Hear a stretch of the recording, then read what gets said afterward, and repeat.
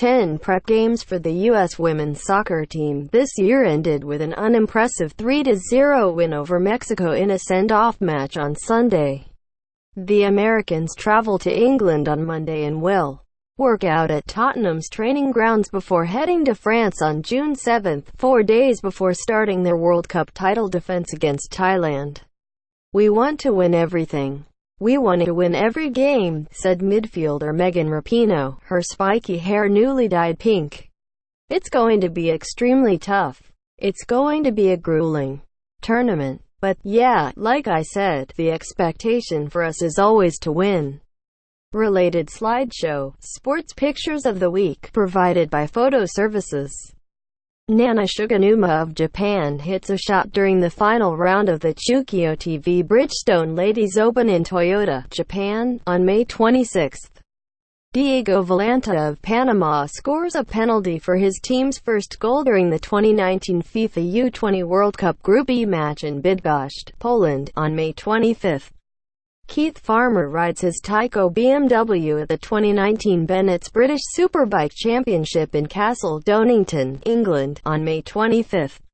Kyle Turris of Canada in action during the IIHF Ice Hockey World Championship semi-final game against Czech Republic in Bratislava, Slovakia, on May 25.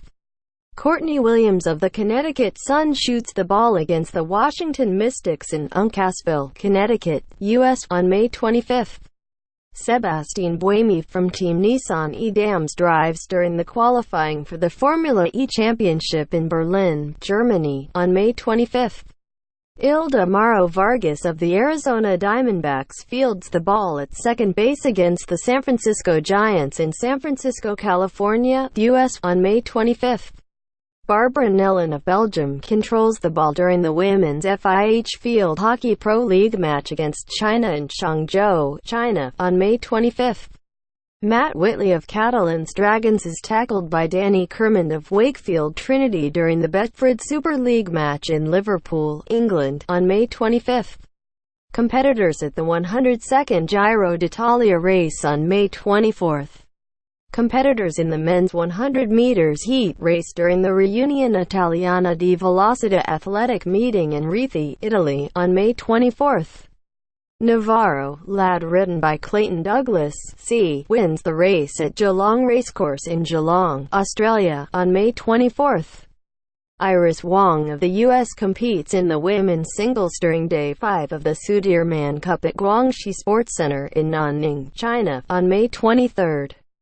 Jean Meneses L. of Leon struggles for the ball with Guido Pizarro of Tigres during the final first leg match as part of the Torneo Clausura 2019 Liga MX at Estadio Universitario Stadium in Monterrey, Mexico, on May 23. Pascal Siakam R. of the Toronto Raptors attempts a shot while being guarded by Giannis Antetokounmpo of the Milwaukee Bucks in the third quarter during Game 5 of the Eastern Conference Finals of the 2019 NBA playoffs in Milwaukee, Wisconsin, U.S., on May 23. Alexander Ovechkin R. of Russia challenges Corey Schneider, 3rd L. goaltender of United States, during the 2019 IIHF Ice Hockey World Championship quarter-final game in Bratislava, Slovakia, on May 23. Kevin Kistner of the United States plays a shot from a bunker during the first round of the Charles Schwab Challenge at Colonial Country Club in Fort Worth, Texas, U.S., on May 23. Steven Matz of the New York Mets pitches against the Washington Nationals during their game at Citi Field in New York City, New York, U.S., on May 23. Temba Bavuma of Northamptonshire bats during the Specsavers County Championship Division II match between Northamptonshire and Sussex in Northampton, England, on May 23.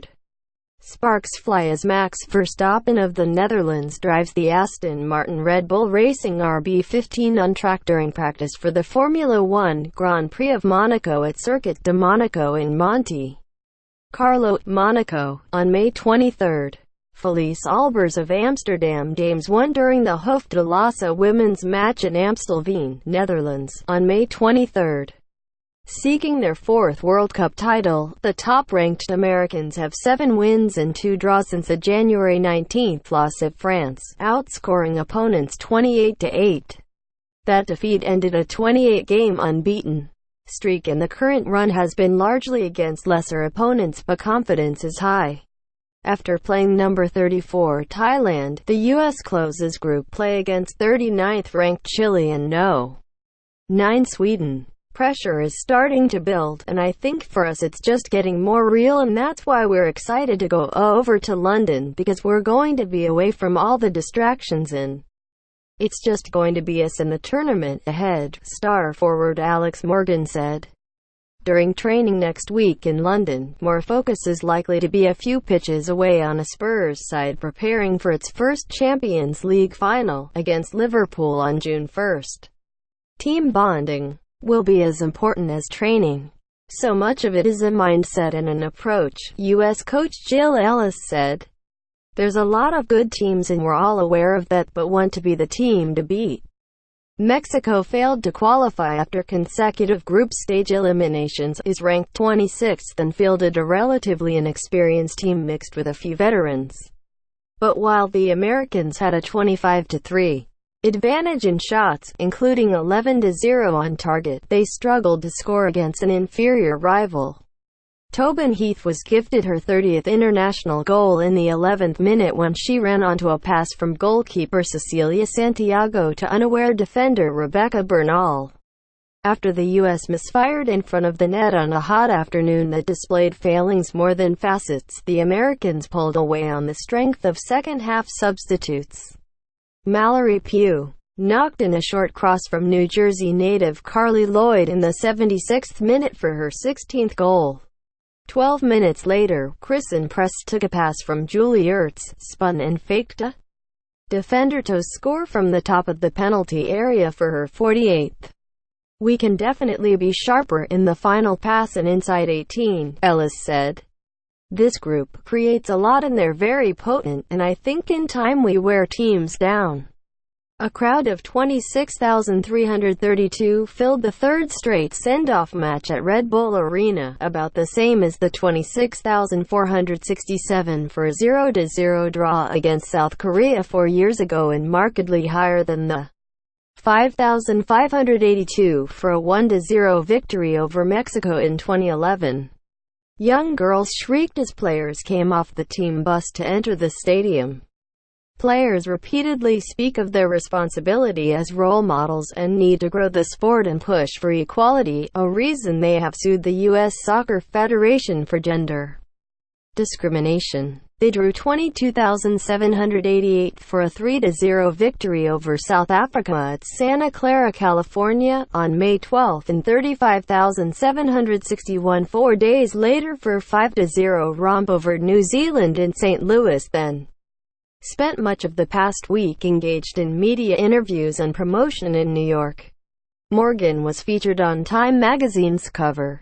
There's so many things bigger than soccer that we want to draw attention to. So it's really part of the job that we have, she said. Rapinoe, the team's most outspoken player, laughed as she said, "I'm happy to be leaving the country."